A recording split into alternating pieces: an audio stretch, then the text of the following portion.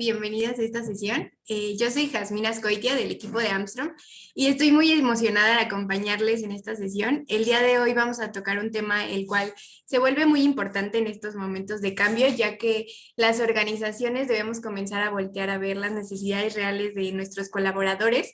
Entonces, para que podamos hablar de este tema, hemos invitado a Fernanda Rocha y ella es CEO de Blackbot y tiene muchísimo conocimiento en temas de creatividad, de innovación y tecnología. De hecho, les invito a seguirla en sus redes sociales porque tiene un podcast y además comparte pues mucha información de valor. Así que bueno, por su experiencia y conocimiento es que decidimos abrir este espacio para que ella nos cuente un poco sobre el tema de Employee Experience. Así que bueno, pues antes de cederle completamente el micrófono a Fer, quiero recordarles que si les surgen dudas durante la charla o tienen comentarios, las pueden ir colocando en el chat o bien los que nos están viendo por LinkedIn, colóquenlo en los comentarios. Vamos a estar muy atentos a sus mensajes y nos encantará leerlos. Así que pues incluso los invito a los que están aquí en Zoom a prender su cámara para poder conocerlos y vernos las caras. También al final de la charla les daremos un espacio de preguntas y respuestas, así que en ese momento, si quieren, pueden abrir su micrófono. Así que, pues, ya sin más, las dejo con Fernanda.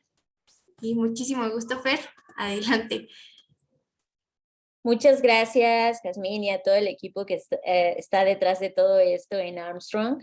Gracias por la invitación, por considerarme. Y como bien mencionabas, antes de poner y robar sus pantallas con mi presentación, me gustaría dar una breve introducción sobre este tema que, como bien mencionaba Jasmine, estamos viviendo tiempos de cambio, eso lo sabemos, pero creo que hoy más que nunca, y lo hemos visto con fenómenos como la gran renuncia, nuestra concepción sobre el trabajo y lo que significa está cambiando en muchos sentidos, lo cual ha hecho que muchas personas dejen sus trabajos, haya una alta rotación en los empleos, exista mucha incertidumbre al respecto y las personas estén básicamente buscando pues el mejor postor en el sentido de quien les ofrezca no solamente más un mejor sueldo, sino también otro tipo de prestaciones, etcétera. Y ante eso, en Blackbot, que es la compañía que yo represento, lo que hemos hecho es mucho trabajar en la raíz de todo esto, ¿no? De entender por qué las personas en este momento de cambio están abortando la misión, cambiándose constantemente de trabajo, y entre todas esas cosas hemos encontrado de fondo muchos fenómenos que no solamente se deben al tema de la pandemia, que por supuesto ha afectado, sino a temas que ya se venían arrastrando del pasado respecto a por qué una persona colabora o trabaja con X empresa, cuál es la cosa que detona que alguien quiera trabajar con nosotros, permanecer con nosotros y trascender en el lugar de trabajo con nosotros. Por lo tanto, de lo que les voy a hablar el día de hoy es justo de eso, de la experiencia del empleado, o en inglés se conoce como employee experience, que es justo cómo podemos como organizaciones, compañías e instituciones crear mejores estrategias para, uno, contratar al mejor talento, dos, retenerlo en el buen sentido de la palabra, y tres, lograr una alineación de propósitos lo suficientemente enganchadora como para poder surfear estos momentos de crisis y los que vayan a venir, ¿no? Entonces, pues ahora sí, dicho esta breve introducción, esperando también que se conectaran algunos más, voy a comenzar a compartir mi pantalla para comenzar a hablar del tema. Ahí, de acuerdo a lo que me dice mi computadora, ya me están viendo, por lo que vamos a comenzar. Como ya mencionamos al inicio de la sesión, yo soy Fernanda Rocha, represento a una compañía que se llama Blackbot, que es una compañía, ahorita voy a hablar un poco de eso. Mi carrera profesional la podría dividir en tres momentos: en la parte de creatividad e innovación, la parte de diseño estratégico e innovación, y en los últimos años en la parte de diseño estratégico y diseño de futuros, que es prospectiva. Si quieren, al final podemos hablar un poquito de eso. Dentro de esta experiencia, pues lo que he hecho, como les menciono anteriormente, pues es justo crear una compañía que se llama Blackbot, que es una compañía mexicana de diseño que se enfoca en desarrollar pues todo el tema que tenga que ver con diseño a nivel transversal, diseño de experiencias, diseño de estrategias, diseño de futuros, diseño de todo. Y con estas credenciales y con la oportunidad que me ha brindado Blackbot al poder trabajar con organizaciones tanto globales como locales y regionales, es que hoy les voy a platicar sobre el tema de Employee Experience Design. Esto, al final del día, en síntesis, lo que es el design thinking o el pensamiento de diseño aplicado a la experiencia del empleado. En síntesis, esto es el Employee Experience Design, por si hay alguien que no estaba familiarizado con el término o no lo había escuchado. Bueno, deriva o nace gracias al design thinking o al el pensamiento de diseño aplicado a la experiencia del empleado. Lo que vamos a ver el día de hoy es una breve repaso, una breve introducción, porque nuestra intención es que quien esté interesado, pues más adelante les tenemos ahí una sorpresa, pero vamos a ver una breve introducción sobre qué es el design thinking para empezar y podernos familiarizar con estos conceptos, ¿vale? Así que voy a comenzar. El design thinking, como su nombre lo dice, es el pensamiento de diseño. ¿Cómo utilizamos el diseño para hacer, crear y resolver los problemas que tenemos enfrente? Este término no es nada nuevo, aunque últimamente se ha hecho muy popular. En realidad data de los 50. En 1959, una persona que se hacía llamar John Arnold fue quien introdujo este concepto y lo trajo del área de la ingeniería. Por lo tanto, todo esto de lo que vamos a hablar nace o tiene su origen en la parte de la ingeniería, gracias a Arnold, cuando él comienza a darse cuenta que se podían crear estructuras o procesos que facilitaran ciertas cosas. Más adelante, en 1973, Robert McKean lo utiliza en su libro que se llamaba Experiences in Visual Thinking, y ahí como que da una idea mucho más profunda de qué era el design thinking aplicado ya a cosas que tenían que ver más con el diseño gráfico o el diseño visual. Y posteriormente, pues ya sabemos, bueno, quienes hemos estado en este tema del design thinking desde hace tiempo, la Universidad de Stanford, que está en Estados Unidos, fue quien lo hizo popular. Fue quien se encargó como de empaquetar, literalmente hablando, el tema de design thinking, ponerlo como un producto que se podría reproducir, que se podía vender, incluso te podía certificar en ello, etcétera, ¿no? Y ahí como que de ahí para acá lo demás es historia. El design thinking hoy es una de las disciplinas más populares en términos de la estrategia e innovación en las compañías, y esto ha hecho pues en los últimos años no ha hecho más que crecer y expandirse en todas las áreas de interés de los seres humanos, incluyendo la experiencia del empleado. El design thinking al final del día es más allá de ser un término que nos ayuda a entender el diseño, no solamente como diseño gráfico, diseño visual, sino como una herramienta que nos permite resolver problemas. Al final del día lo que es un proceso. Y este proceso consta de diferentes pasos que voy a tocar rápidamente a continuación. El proceso que según Stanford intentó estandarizar es el siguiente. Consta de de 6 pasos. El primero es empatizar. El design thinking tiene una cualidad y es que está centrada en las personas. Es decir, todos los problemas que intenta resolver están relacionados con una persona. En este caso, estamos hablando del empleado, pero en realidad el design thinking se puede aplicar en cualquier cosa, un cliente, un grupo de personas, una etnia, una población, etcétera. Entonces, el primer paso es empatizar. ¿A qué se refiere? A que intentemos justo ponernos en el lugar de esa persona para quien vamos a crear la experiencia. En este caso, insisto, es un empleado, un colaborador. Entonces, lo primero que tenemos que hacer es intentar pensar como esa persona, ¿no? ¿Qué necesita? ¿Qué requiere? ¿Qué le hace falta? cuáles son las cosas que le preocupan, cuáles son las cosas que necesita a corto, mediano y largo plazo, etcétera. Segundo punto es definir, y aquí es una parte crucial y muy importante. Esa parte se trata de definir o declarar el problema significativo y procesable. ¿Qué quiere decir?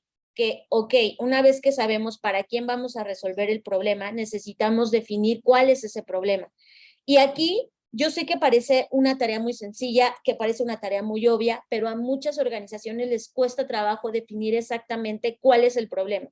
La mayoría de las veces, al menos en mi experiencia profesional, llegan y dicen, Fer, es que tengo un problema con los empleados. Ajá, ¿cuál es? Pues un problema porque se van. Y yo, ajá, pero eso no es definir un problema. La definición de un problema necesita tener ciertas cualidades como para quién es un problema, qué pruebas fehacientes tenemos de que eso sea un problema, cuáles son los fenómenos socioculturales que dan forma al problema, y entonces sí verbalizarlo o describirlo de una forma clara. Entonces decir, tengo un problema con los empleados porque se van, no es necesariamente un problema bien definido. Un problema bien definido podría ser en los últimos 3 meses hemos notado un incremento en el índice de rotación que venía de tal por ciento y ahora lo tenemos en tanto por ciento, por lo cual determinamos que nuestro sistema de retención de los empleados no está siendo efectivo, ¿no? Eso sí sería un problema bien definido, algo de lo que tenemos prueba, algo que es contundente y no solamente es un malestar o un sentir. Y cuando logramos definir este problema con total claridad, entonces podemos comenzar a la fase 3, que es la de ideación. ¿Qué cosas creemos que podrían resolver este problema? Y para esta fase 3, por supuesto que hay técnicas, hay herramientas, hay metodologías que nos permiten generar ideas, que no nada más sea la típica lluvia de ideas de generar ideas por generarlas, sino realmente sea una sesión productiva de descripción de ideas que al final del día cumplan con 3 características que son factibles, deseables y posibles. De eso vamos a hablar un poquito más adelante. Luego pasamos, ya que tenemos las ideas que creemos que pueden resolver el problema, pasamos a la fase de prototipado. Esta parte es muy importante para el design thinking porque es una escala, una versión mínima de la solución implementada, digamos que en un terreno controlado o en una zona controlada, donde vamos a obtener los primeros resultados de esa hipótesis o esa idea que tenemos. Entonces, ese prototipo se crea, en este caso un prototipo puede ser un nuevo plan de prestaciones para los empleados, otro prototipo puede ser un nuevo sistema o mecanismo de reclutamiento de los empleados, otro prototipo puede ser un sistema de capacitación, etcétera, ¿no? Pueden haber varios prototipos dependiendo del problema, y una vez que lo tenemos, se testea o se pone a prueba con un pequeño grupo de personas. Y la idea o la principal cosa del design thinking es que las personas para las cuales estamos diseñando esa solución puedan darnos su opinión o su retroalimentación. Es decir, el design thinking es una co-creación, no nada más es algo que yo digo, bueno, pues esta idea está buenísima y es la que va a funcionar, sino que obtengo de vuelta información de ese usuario para cual estoy diseñando, para que me diga qué es lo que falla, qué es lo que funciona, qué es lo que a lo mejor le faltó a mi idea, etcétera. Y una vez que tengo esa retroalimentación, entonces ahora sí pasar a la fase 6, que es implementar. Esta fase de implementar ya es con todo ese feedback que yo recibí, entonces ahora sí lo implemento por completo en el 100% de la audiencia para la cual estoy trabajando. Por lo tanto, si se dan cuenta, no hay, digamos, que inventar el hilo negro, ni la rueda, ni mucho menos. Simplemente hay que apegarnos a este tipo de procesos. El proceso, como todo proceso, se puede adaptar, modificar, hacer ajustes, porque cada organización tendrá sus peculiaridades, pero quería mostrarles cuál es la base de todo este pensamiento.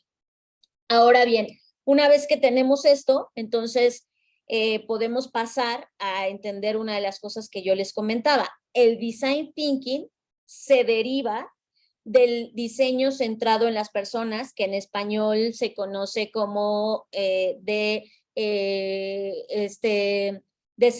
por sus siglas en español, diseño centrado en las personas, o en inglés se conoce como Human Centered Design o HCD por sus siglas en inglés, ¿no? Entonces, al final del día, el design thinking o el pensamiento de diseño nace gracias a este gran pensamiento de diseño centrado en las personas. Ahora, ustedes seguro se estarán preguntando, bueno, ¿qué es el diseño centrado en las personas? El diseño centrado en las personas también es un proceso y un conjunto de técnicas que se usan para crear nuevas soluciones para cualquier cosa que tenga que ver con la actividad humana o con estas personas. Y como les decía, una primicia del diseño centrado en las personas es que las soluciones o las ideas que planteemos deben cumplir 3 cualidades. Una es la deseabilidad. A veces planteamos soluciones que la verdad la gente ni siquiera quiere, ¿no? O sea, es como, ay, a mí me encanta mi propia idea, pero la verdad es que allá afuera nadie quiere esa solución y nadie la está requiriendo ni nadie la está demandando. Entonces, a veces pecamos de eso, ¿no? Como que nos encantan nuestras ideas y creemos que por eso le van a encantar a todo el mundo, pero en realidad no le encantan a muchas personas. Entonces, algo que deben cumplir nuestras ideas es la deseabilidad, que realmente la gente desee tener una solución al respecto. Siguiente cualidad o característica, que sea factible o la factibilidad, que significa que es técnica y organizacionalmente posible. Es muy importante, sobre todo cuando hablamos de la experiencia del empleado, que a veces se nos ocurren ideas geniales que los empleados sí están demandando, que sí están requiriendo, es decir, sí son deseables, pero no son factibles porque requieren una infraestructura que a lo mejor en este momento no tenemos y la idea no es compatible con lo que hoy somos, o requieren técnicas que no dominamos, entonces no las podemos implementar 100% porque no tenemos el conocimiento suficiente. Por lo tanto, es muy importante que nuestras ideas sean factibles. Y por último, hay otro elemento que deben cumplir, que sea viable. Podemos pensar financieramente viable, sí, eso es quizás lo primero que se nos viene a la mente, pero también cuando hablamos de viabilidad, hablamos de que sea sostenible en el tiempo, ¿no? De nada sirve implementar una idea o una solución que nos va a funcionar, no sé, 6 meses, pero que en 6 meses ya no va a servir y ahí vamos a tener que empezar otra vez y eso implica un gasto de energía, de presupuestos, etcétera. Por lo tanto, en la viabilidad tenemos que contemplar también pues que haya esta viabilidad a largo plazo, ¿vale? Ahora, cuando juntamos todo esto, se ve más o menos así. Y me encantan los diagramas de Venn porque ayudan a explicar un montón de cosas. Entonces, cuando los juntamos y tenemos como las ideas, necesitamos considerar o contemplar que cumplan estas 3 características. Porque al final del día, las soluciones que creemos, si no las pasamos por esta lupa o por este filtro, a lo mejor son muy deseables, pero resulta que se caducan pronto o termina pasando que nadie le entendió a la idea porque era muy compleja y nada más vivió 4 meses y luego murió, ¿no? O por otro lado, sí teníamos la infraestructura, sí teníamos la capacidad, pero resulta que a las personas en ese momento no les interesaba ese tipo de cosa o de capacitación y también termina fracasando. Por lo tanto, es importante que cumpla con las 3 características o cualidades al mismo tiempo. Ahora, nosotros nos hemos dado cuenta ya en la práctica que a estas cualidades le hacen falta otras 2, que es que sea adoptable y que sea adaptable, es decir, la adoptabilidad y la adaptabilidad, que son 2 cosas totalmente distintas, aunque se parecen. La adoptabilidad es si puede ser incorporado en la vida de las personas, es decir, si es fácil de adoptar. Si yo, por ejemplo, implemento un nuevo sistema supercuántico 9000 en mi empresa o en mi organización porque mi intención era ayudar a mis empleados, pero ese sistema supercuántico 9000 no es adoptable, es decir, no es fácil de que las personas lo integren en su día a día, pues aunque sea la maravilla tecnológica, no va a funcionar porque no se puede incorporar al día a día de las personas. A eso nos referimos con adoptabilidad. Y adaptabilidad es un término que se refiere a que las personas, para quienes estamos diseñando la experiencia, puedan inclusive hacer modificaciones o personalizaciones de la solución. Por ejemplo, si tú tienes a un grupo de 5 empleados, vamos a pensar, y estás creando una solución para los 5, está muy bien, Pero ¿qué pasaría si de esa solución cada individuo de esas 5 personas lo puede adaptar y decir, bueno, yo soy mujer, entonces a mí me interesa X cosa de esto que tú nos estás ofreciendo. Habrá quien diga, ¿sabes qué? Yo soy hombre de familia y a mí me interesa la parte de las prestaciones para la educación de mis hijos. Habrá otras 2 personas que digan, yo estoy súper joven, ahorita no estoy pensando en tener hijos, entonces no me interesa esa prestación, a mí me interesa el fondo de ahorro para viajar, ¿no? Estoy inventando. Entonces, la idea es que al final del día, todos los 5 tienen una prestación extra o adicional, pero cada uno de ellos la puede personalizar de acuerdo al objetivo que está viviendo en esa fase de su vida. Y eso sería darles la oportunidad de la adaptabilidad. Entonces, complementando lo que originalmente los creadores del Design Thinking dijeron, agregamos estas 2 variables de adaptabilidad y adaptabilidad.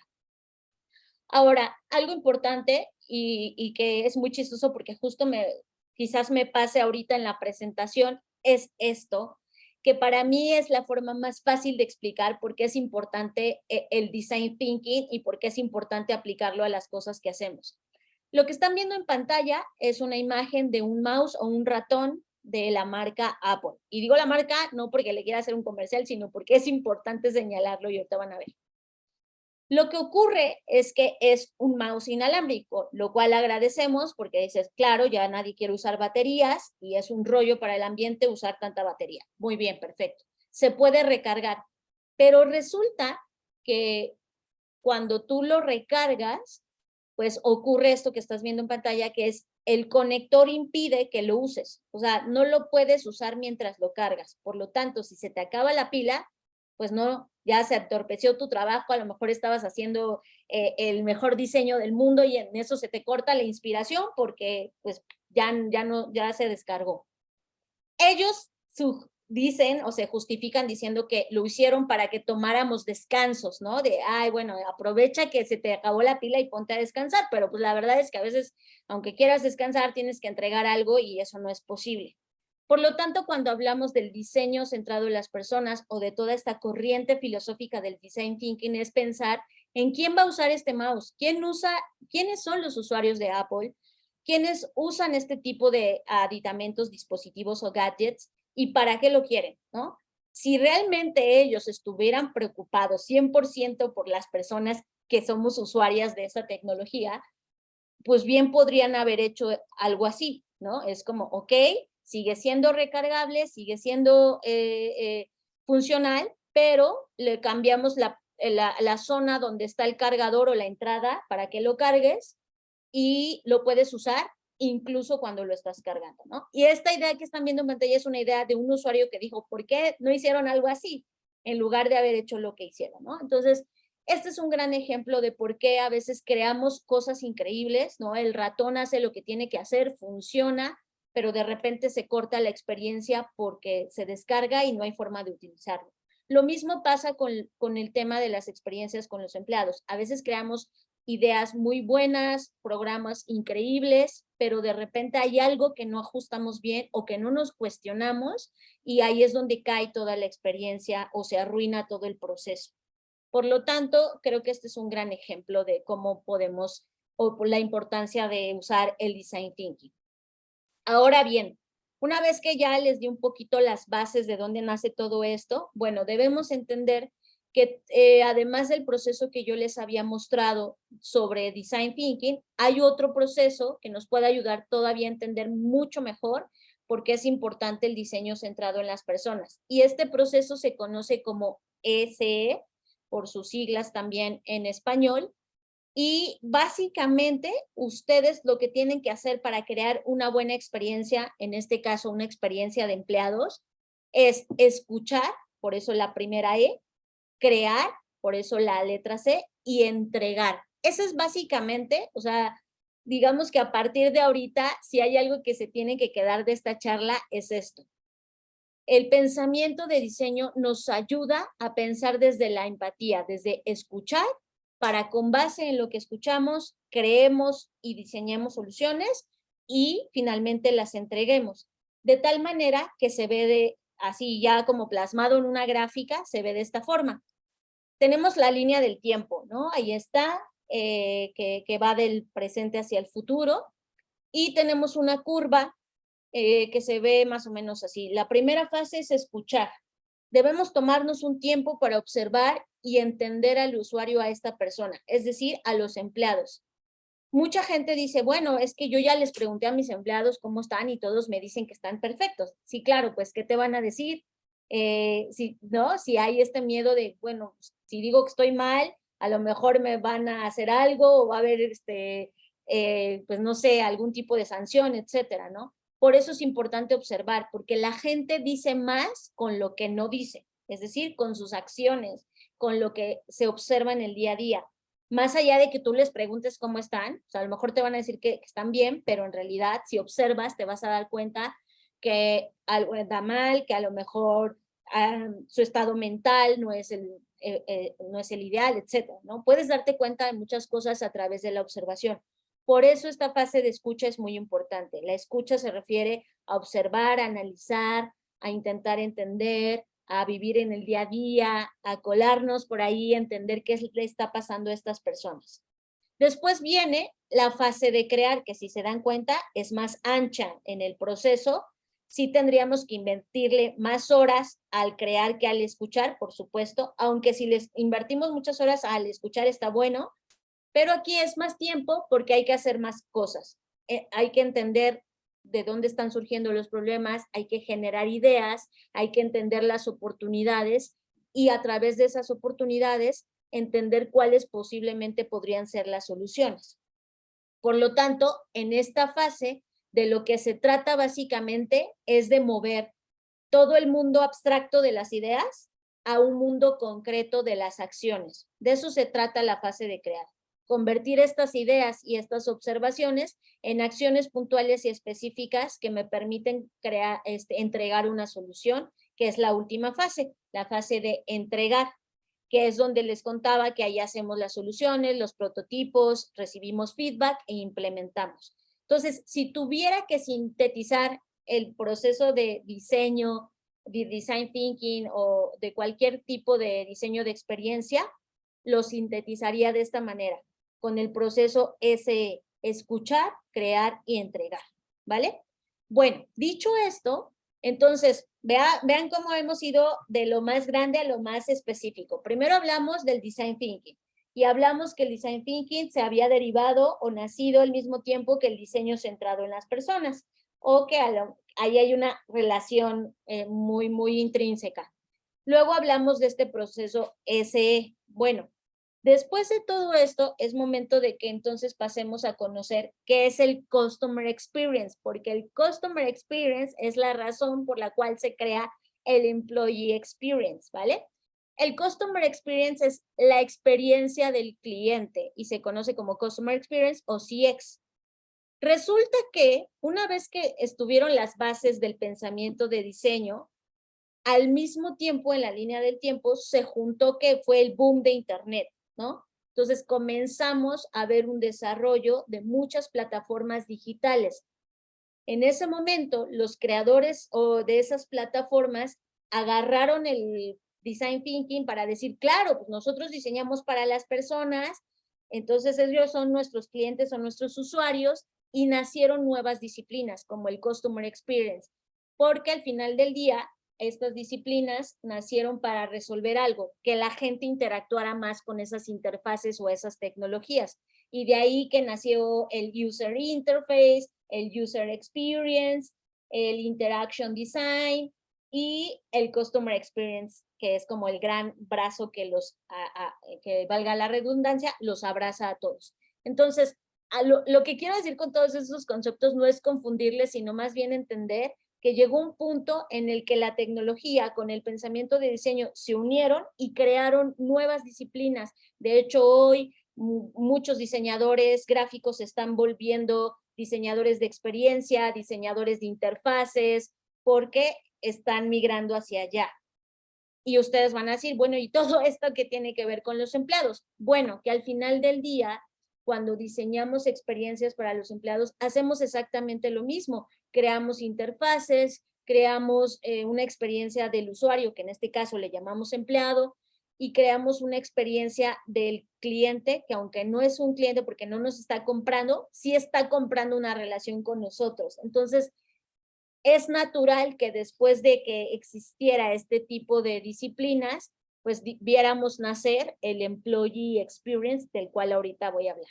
Por lo tanto, cuando vemos todas estas disciplinas en conjunto, podemos dar ahora sí digamos que una descripción de qué es el Customer Experience.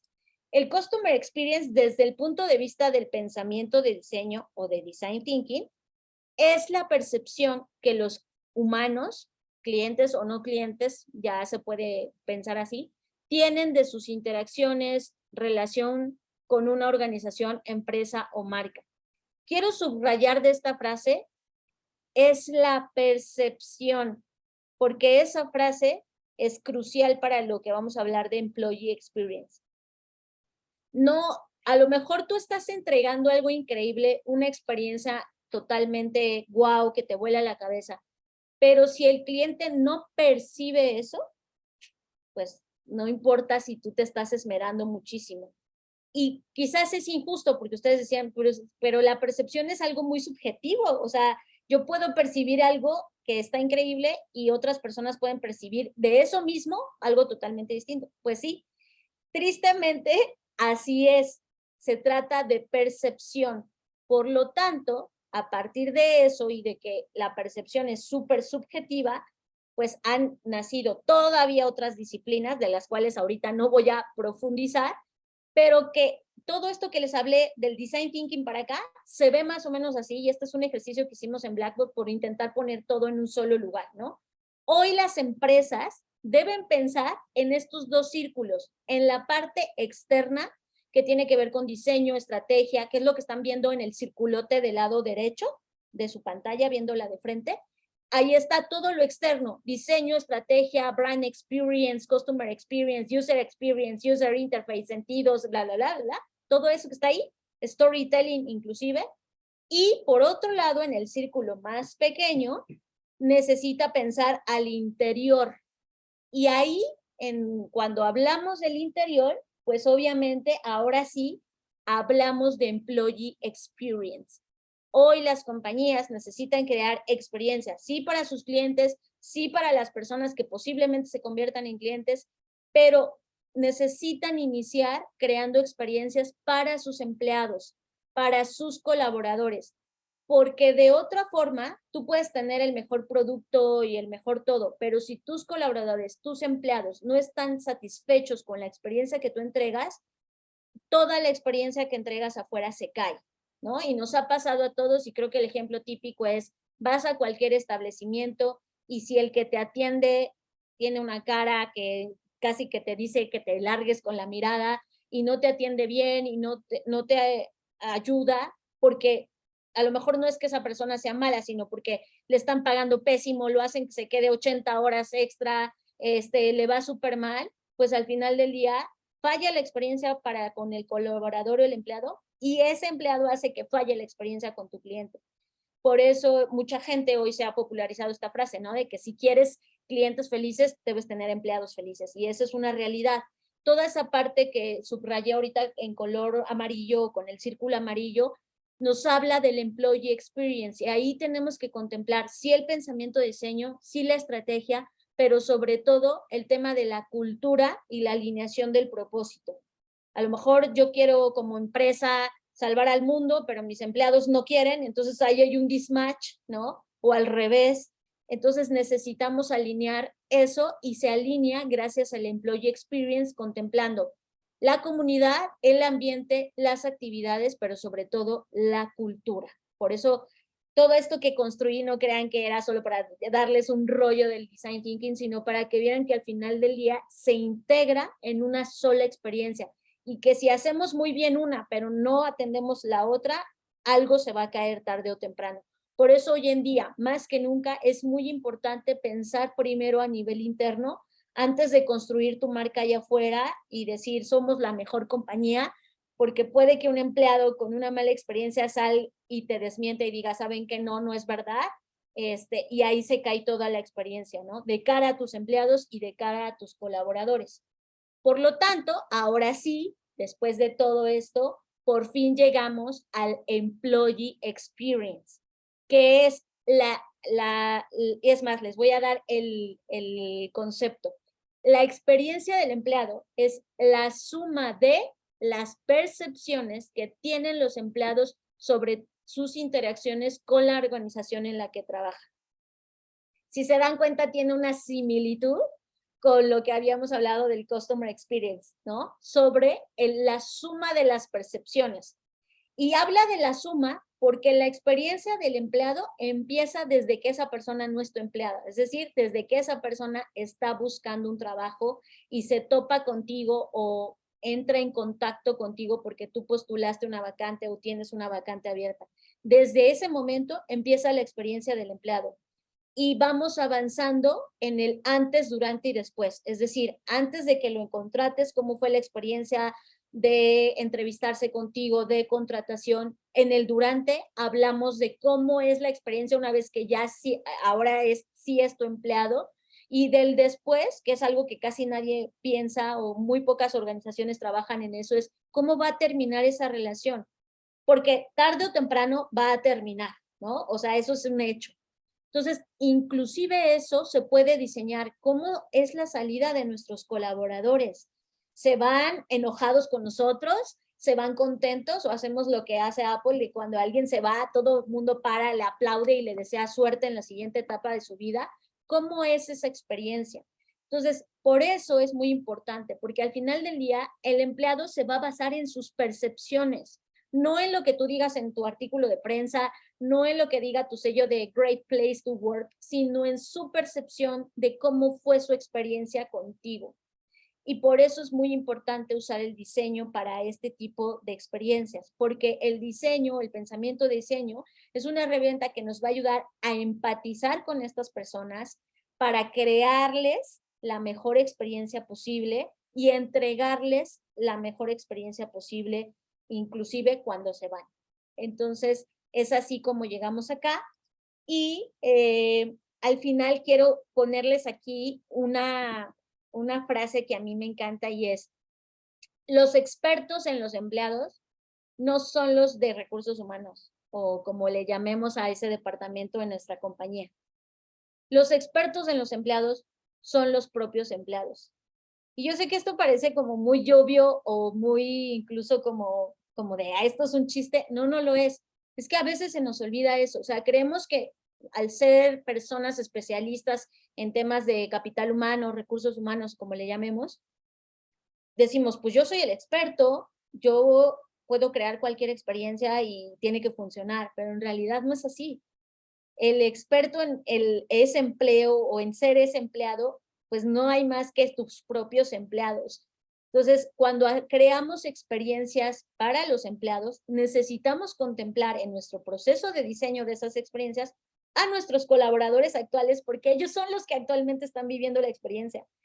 Son quienes están realmente atravesando este proceso. Inclusive podríamos contemplar la participación de aquellos que ya no son nuestros colaboradores, decirles, oye, ya en serio, cuando estuviste con nosotros, ¿cómo te fue? ¿Cómo te sentiste? ¿Qué crees que nos faltó hacer? ¿Qué crees que podríamos mejorar? Etcétera. Entonces, no olvidemos esto. Sí, somos especialistas en algo y nos hemos preparado y hemos estado ahí muchos años quizás, pero no olvidemos que los empleados al final del día son los que están viviendo la experiencia y son quienes deberían participar en este tipo de proceso de diseño de la experiencia del empleado, ¿vale? Bueno, pues voy a hacer una pausa hasta aquí para ver si alguien tiene alguna duda. Por ahí vi en el chat una preguntita, nada más que no la puedo revisar 100%, sí. Pero si quieren ahorita vamos para allá. Sí, Fer, muchas gracias. Nos diste una súper explicación de qué es Employee Experience.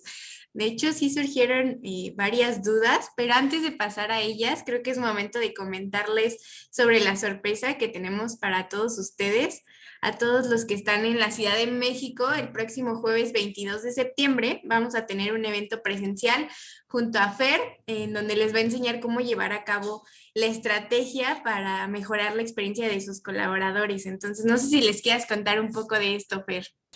Sí, lo que a mí me parece más valioso de esta experiencia es, sí les voy a enseñar el proceso, sí les voy a enseñar cómo se crea de 0 a 100 una estrategia de experiencia del empleado o employee experience, pero lo más importante es que les voy a dar una herramienta de autoevaluación para que ustedes sepan y se autocalifiquen y sepan cómo anda su experiencia de empleado. Es decir, hemos creado un mecanismo, una metodología a través de la cual tú vas a poder evaluar cómo está tu experiencia actual del empleado, en qué estás fallando, cuáles son tus áreas de mejora, y esa herramienta se les va a poder quedar a ustedes ya para siempre y pueden ir viendo su desempeño, su performance, su mejora de cómo van evolucionando y creando una mejor experiencia del empleado. Entonces, para mí eso es la parte más valiosa, además de lo que ya dijeron, ya dijo Jazmín sobre sí, vamos a transmitirles cuál es el proceso para crear una buena experiencia.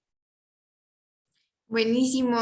Justo aquí ya en el chat les estoy mandando un enlace donde viene más información del taller. Como les comentábamos, es el próximo jueves 22 de septiembre de 10 de la mañana a 1 de la tarde y se va a dividir en dos fases, ¿no? En la parte teórica y en la parte práctica. Entonces, bueno, el precio del taller es de 3,125 pesos masiva, pero tenemos varios descuentos para ustedes. Si se inscriben antes del 28 de agosto y por haber venido aquí al webinar, van a tener el precio del taller va a ser de 2,656 y para todos aquellos que son clientes Armstrong les daremos un 20% de descuento. Así que pues aprovechen esta oportunidad porque también el taller va a ser de cupo limitado, entonces lo más pronto posible inscríbanse. Y bueno, pues para pasar a la parte de preguntas, aquí tenemos una de Mireya que dice, ¿cómo podemos observar de una manera objetiva? Me refiero a sin asumir cosas o hacer ideas en la cabeza que quizás no son. Una gran pregunta, y cuando hablaba de esta fase de observación o de escucha y les comentaba que existen muchas herramientas o metodologías, estas herramientas están pensadas para ayudarnos a evitar algunos sesgos.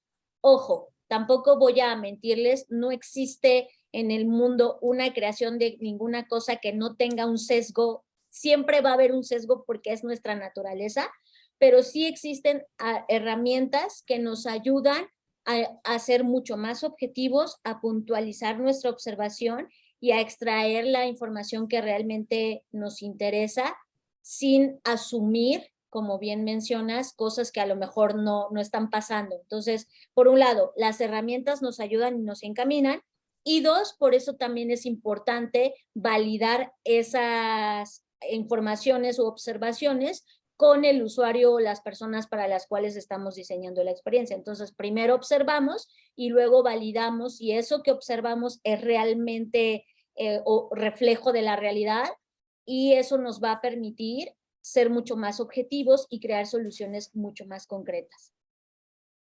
Súper, aquí hay otra pregunta de Chema. Él dice, en la experiencia de Fernanda, ¿en cuánto tiempo ves buenos resultados de los beneficios implementados o en cuánto tiempo vemos el retorno de inversión? Mira, depende mucho del problema. Por ejemplo, voy a abordar dos ejemplos rápidos. Por un lado, en un proyecto que nos tocó trabajar, los resultados se vieron en el siguiente trimestre porque el problema puntual era la falta de capacitación. O sea, la gente decía, es que yo sí quiero hacer las cosas y tengo ganas de trabajar y todo, pero no sé usar ciertas herramientas. Entonces ahí fue muy rápido porque era explicar a usar ciertas herramientas y se implementó eso y en el trimestre funcionó.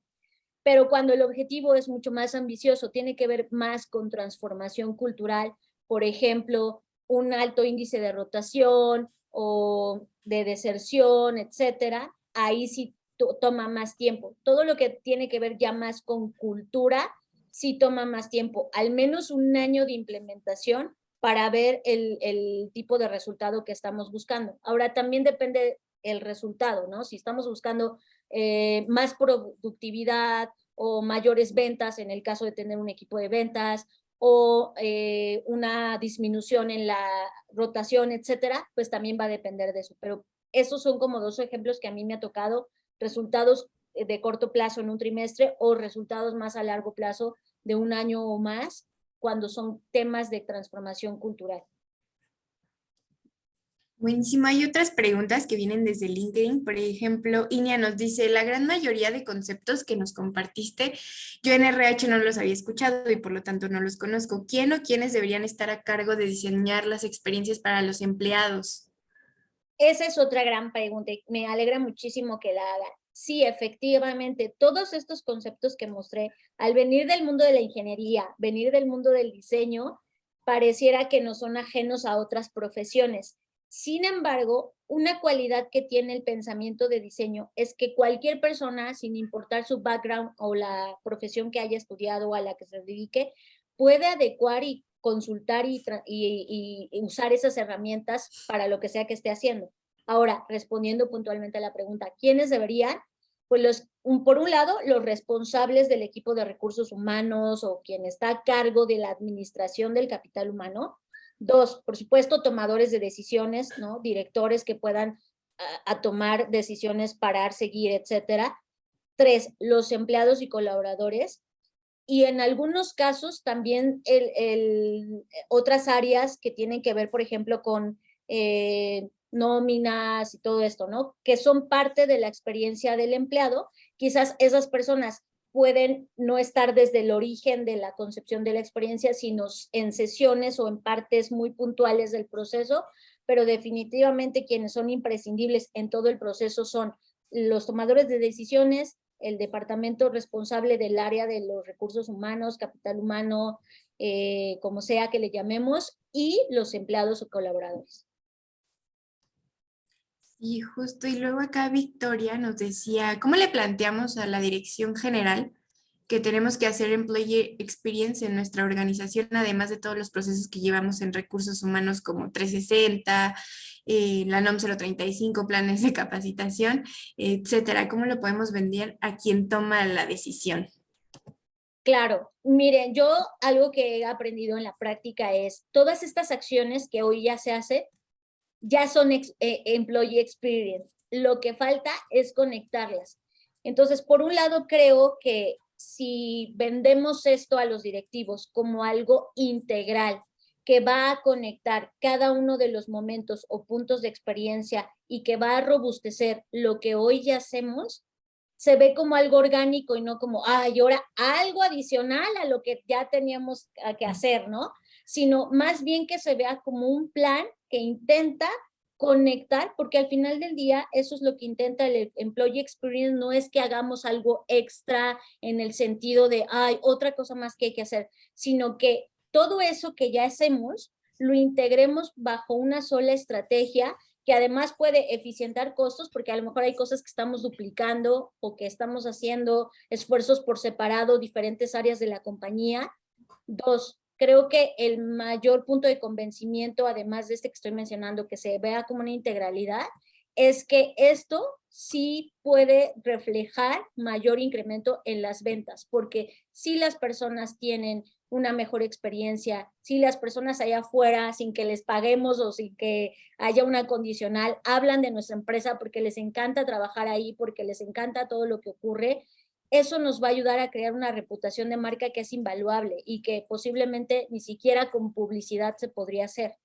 Entonces creo que por un lado es vender esto como algo integral, no como algo adicional, sino como algo que viene a integrar y perfeccionar todo lo que ya hacemos.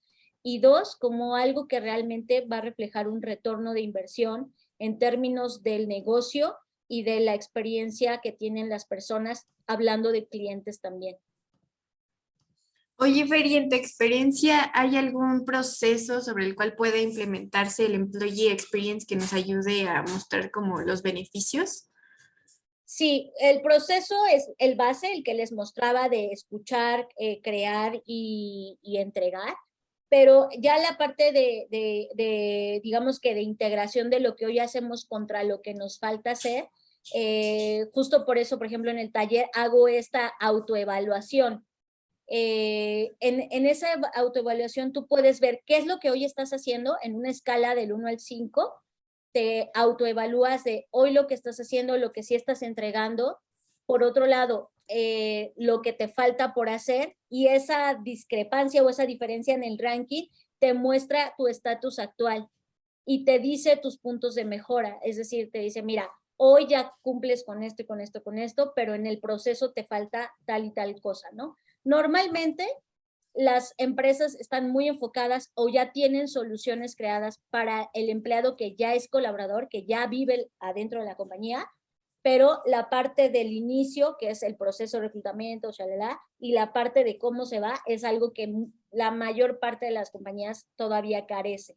Entonces, es ahí donde salen más bajitos de calificación, pero eso se puede, por supuesto, mejorar.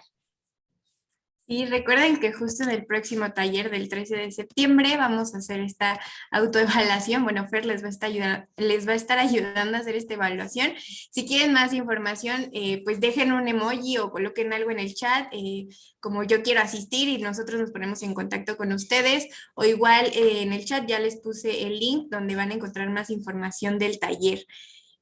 Aquí hay otra pregunta de Mireya que dice, ¿se recomienda hacer Employee Experience de toda la organización en general o funciona también hacerle segmentado por región, por área o por tema? En el caso de que sea una compañía más grande, como lo que intuyo que es esta que están mencionando, sí vale hacerlo por fases. Hay muchas estrategias e insisto, y perdón que lo repita tanto, pero sí depende mucho del objetivo que tiene cada organización y del problema que tiene cada organización, en donde el proceso se inicia, por ejemplo, si tiene una escala jerárquica o un organigrama jerárquico, se inicia por la base, pero con esta colaboración de los directivos, ¿no? Entonces, se inicia de la base y se va escalando hasta llegar a los altos mandos de la organización.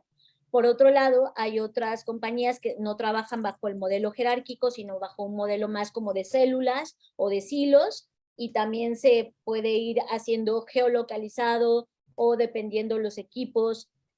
En síntesis, lo que quiero decir es, el employee experience debe llegar a un punto en el que aplique para cualquier empleado, sin importar su lugar, su puesto o su jerarquía, pero la implementación del employee experience sí puede ser en diferentes tipos de estrategias, ya sea, como les decía, si la estructura es jerárquica, si la estructura es de silos, etcétera. Por lo tanto, depende de cada organización, pero al final del día, sí, la intención es que todos los empleados vivan el employee experience, pero se puede implementar por fases. Aquí hay otra pregunta sobre el feedback. Ellos preguntan que, según tu experiencia, ¿en cuánto tiempo las empresas pueden poner en acción el feedback del Customer Experience? Eso es importante. Por ejemplo, si ahorita te haces la autoevaluación y voy a poner, recuerden que la calificación es del 0 al 5, ¿no? Y a lo mejor sale que tú tienes 1.2. Entonces, dependiendo de las acciones y de la factibilidad de implementación de las mismas, es como tú puedes ponerte metas de, ¿sabes qué? En donde salí más bajito, son acciones muy puntuales que no había considerado sobre mi proceso de contratación. ¿En cuánto tiempo las puedo implementar? Un trimestre. Ok, entonces al siguiente trimestre te haces la autoevaluación y ya vas a ver qué incrementaste o mejoraste o no. Por lo tanto, depende la fase o la parte donde salgas más bajo en tu calificación para poder establecer ese ratio de tiempo, pero por lo regular, para que imaginemos el peor escenario donde una empresa sale con 0, para que llegue de 0 a 5, si al menos un año y medio es lo que va a tomar, si se pone, como decimos coloquialmente, si se pone las pilas, ¿no? Y si su infraestructura se lo permite. Si es la empresa muy grande, pues obviamente va a tomar 2 años, 3 años, 4, dependiendo también de las cualidades propias o peculiaridades de la organización.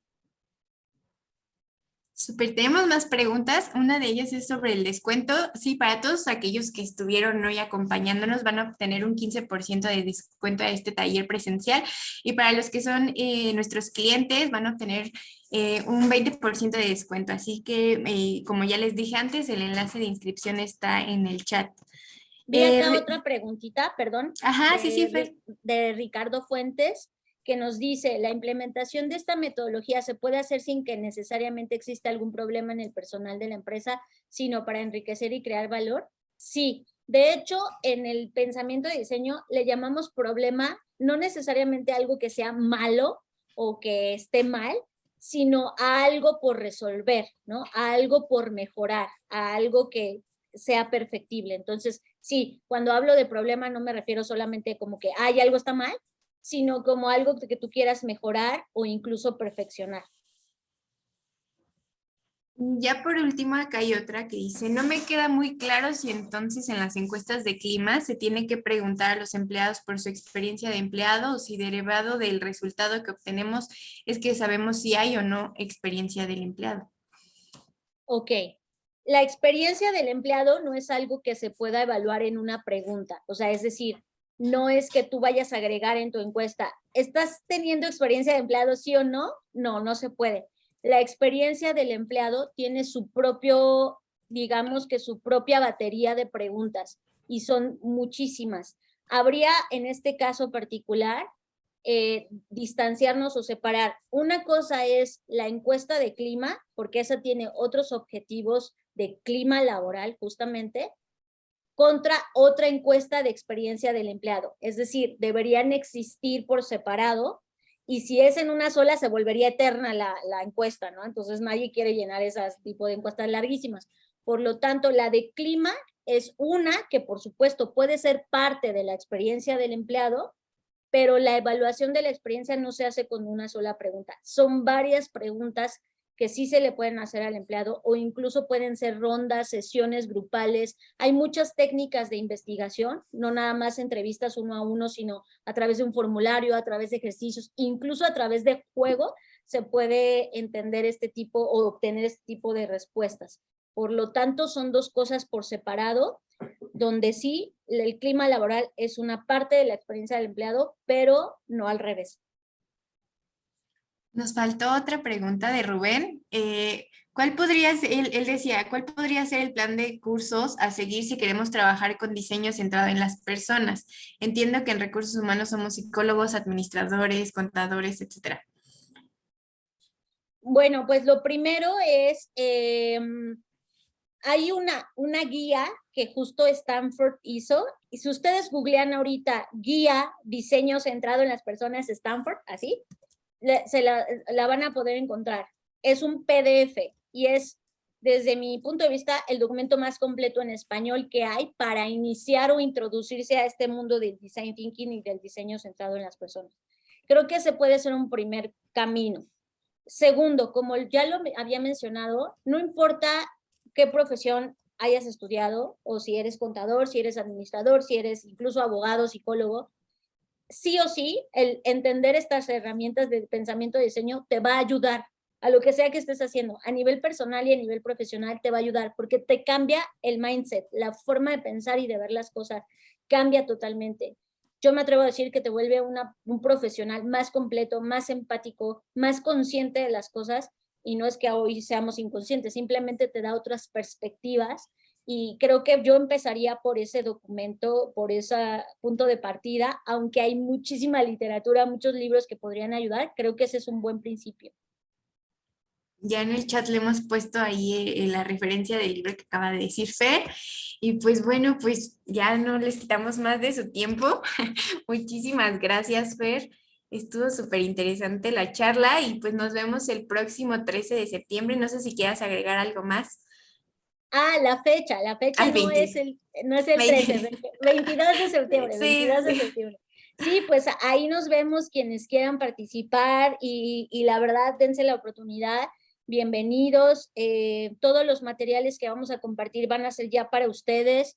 Esta autoevaluación de verdad que es muy enriquecedora porque nos abre los ojos a muchas cosas que a lo mejor hoy no estamos viendo y nos permite tener una referencia base y evidentemente no es porque yo vaya a dar el taller, pero sí creo que hoy más que nunca necesitamos brindar la mejor experiencia al empleado y a nuestros colaboradores. Así que un placer haber estado acá con ustedes. Gracias a todos los asistentes, a todas las personas que se dieron la oportunidad de estar acá. Me encantó y cualquier cosa me pueden seguir en redes sociales. En LinkedIn estoy como Fernanda Rocha, así me encuentran. Entonces, pues ahí podemos seguir la conversación. Claro, a los que nos están preguntando sobre la grabación, igual se las estaremos enviando por correo electrónico o en nuestras redes sociales la pueden encontrar. Muchísimas gracias a todos y nos vemos pronto. Bye bye.